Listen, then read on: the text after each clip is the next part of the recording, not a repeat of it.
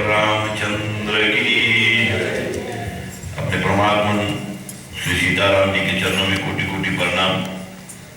बोले शंकर भगवान पार्वती मैया के साथ आसन पर विराजमान, उनके आभार प्रकट करते हैं। कोटि कोटि नतमस्तक बाबा बजरंगबली जी को भी नमन करते हैं। श्री कृष्णचंद्र भगवान ऊपर आसन लगाए अपने गोलोक में बैठे हैं और नीचे में जितने देवी देवता हैं, गोपाल स्वरूप बच्चे हैं, सभी को इस मंच से मैं आदर सम्मान देता हूं,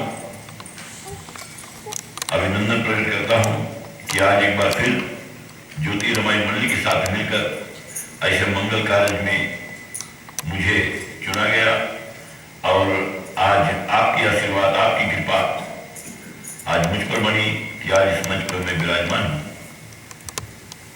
बारीकी से हमारी जो विधि पूजन थोड़ा समय लगता है प्रथम दिवस में, परंतु हम विश्वास रखते हैं कि आगे चलकर जैसे हम समय बताते हैं उसी के अंदर शायद रहेंगे।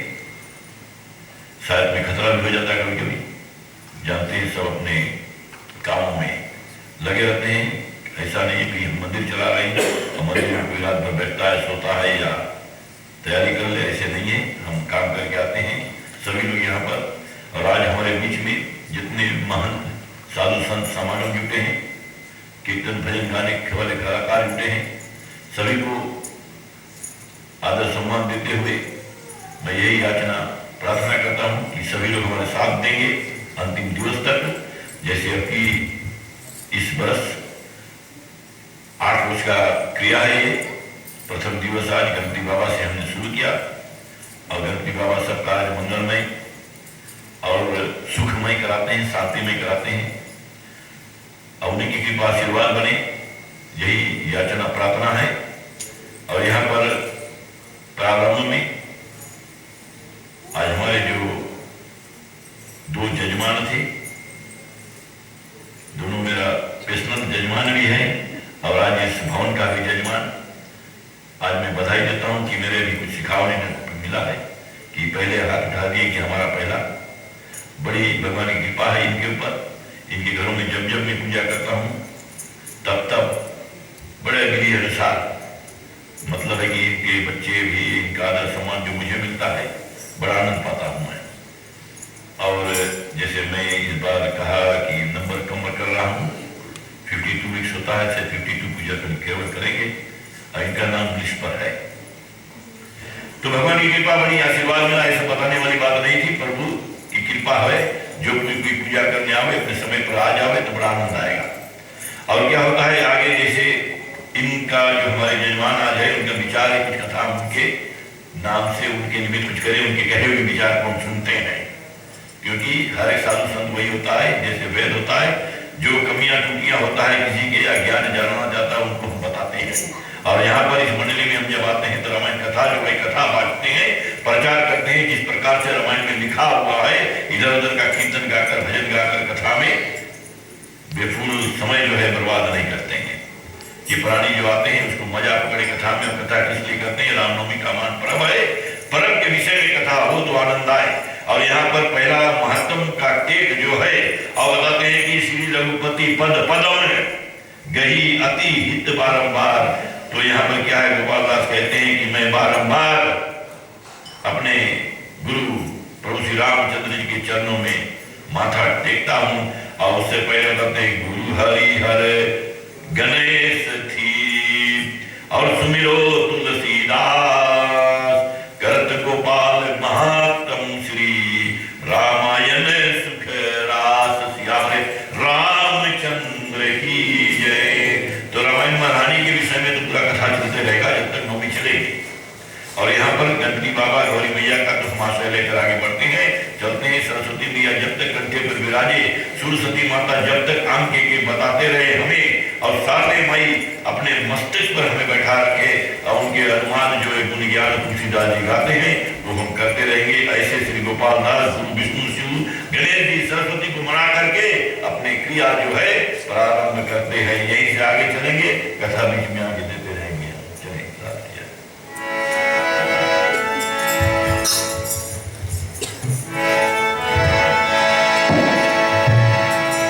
Para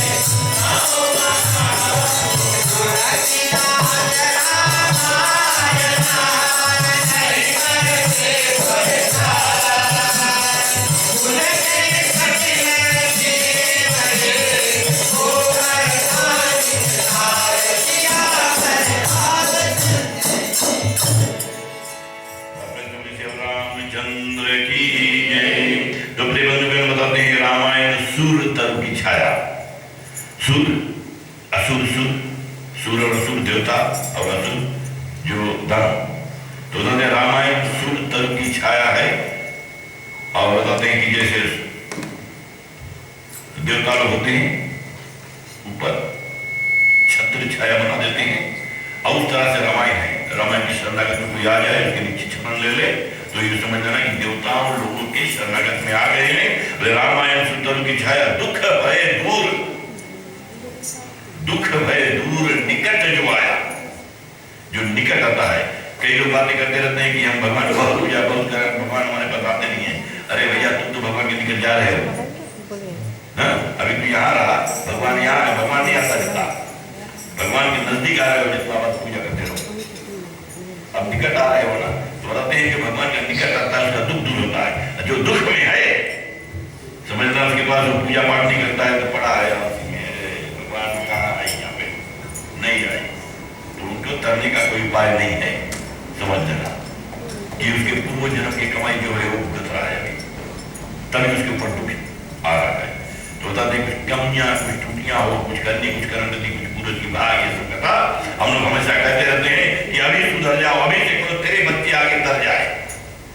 तो यहाँ पर बताते हैं कि रामायण सुंदर की छाया दुख भय दूर निकट जो आया, सप्त कांड स्तंभ सुहाई, सात कांड सेवन शब्द दिन रमाए। और बताते दोहा लघु शाखा छवि छाई, ये सब बताते हैं कि दोहे सुंदर सुंदर और छोटी छोटी शाखाएं लेकर, जैसे पल्लव लेकर पेड़ का पत्ती भिक्षा होते हैं, ये सब लेकर बैठे हैं। और बताते इसमें है क्या, सूची सोठा सीठ की कोई, जैसे हम सुमिरन गाए भी, ये सोठा है, दोहा का उल्टा सोठा। दोहा हम गाते हैं तो उसका सोठा आधा पार्ट पहले का तो पीछे घुमा दो तो सोठा हो जाता है। और यही सोठा बताते हैं, सूची सोठा सीठ की कोई पत्री वही चौपाई, जो ही बताते हैं कि अच्छे अच्छे सूटे डाली है। और चौपाई कलम वृक्ष के अनेक पत्ते बताए गए हैं। और छंदों की शोभा अधिक है, मानो छवि से जैसे भय प्रगट कृपाला दीन दयाला, ये सब छंद है। अभी भैया जी से गाय के शुरू में थोड़ा गाकर एक पद छोड़ दिए, ये सब क्या है, छंद बताए गए हैं। और इसी तरह से बताते हैं कि छंदों की शोभा अधिक है और मानो छवि भरे हुए अंकुर हैं। और बताते हैं कि जो गुण है, ज्ञान है इसमें पाने के लिए। और बताते हैं जो अक्षर है, अक्षर सुमन रहे गहगाई, अति अद्भुत सुगंध कविताई, कि कविता रूप में अवधी भाषा में लिखती है तुलसीदास जी, कि जो तुम्हें सब समझ में आ जाए, हमें समझ में आ जाए, बताने में समझ आए, कविता तौर पे लिख दिए। कि अगर लंबे लंबे बात बता रहा हूँ, जैसे मैं बता रहा हूँ, हर एक अक्षर अगर लिखना शुरू कर दो तो 2 लाइन में 4 लाइन में जो लिखा है वो एक बुत बन जाएगा, अगर सब समझ ले लो तब। तो इन्होंने क्या है, दोहा चौपाई सोठा छंद ये सब करके छोटा कर दिया है कविता तौर पर, अवधी भाषा में की कौन आवा कौन गावा, ये सब समझ में आपको आ जावे। और बताते भक्ति ज्ञान वैराग्य सरस रस, बीज दोई निर्गुण संग असम। बताते हैं कि इसमें क्या है, भक्ति ज्ञान वैराग्य, जो हम लोग देवी भागवत में कहते हैं कि ज्ञान वैराग्य, भक्ति और ज्ञान जो थे और वैराग्य, ये सब बताते हैं। ये कथा भक्ति के पुत्र, ये सब बताते हैं कि कैसे हमें ज्ञान मिले, कैसे भक्ति मिले, कैसे भगवान के शरण में जाए, कैसे हमें अच्छा संस्कार मिले। जो हमारे संस्कार भी हम लोगों को मिला तभी आप यहाँ बैठे हो।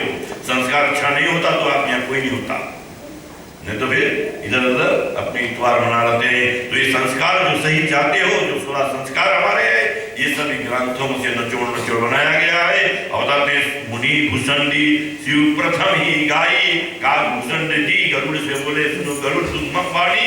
और यही कथा जो है बताते हैं कि काग भूषण जी शिव प्रथम गाई, सोई सोई जगत हेतु तुलसीदास जी गोसाई ने आकर रच दिए। पहले तो बताते हैं वाल्मीकि जी पटना में लिखे थे, ये सब छोड़े थे संस्कृत में। संस्कृत भाषा समझने वाले बहुत कम लोग थे, तो इसको तोड़ तोड़ के अवधी भाषा में किए। क्षमा करना।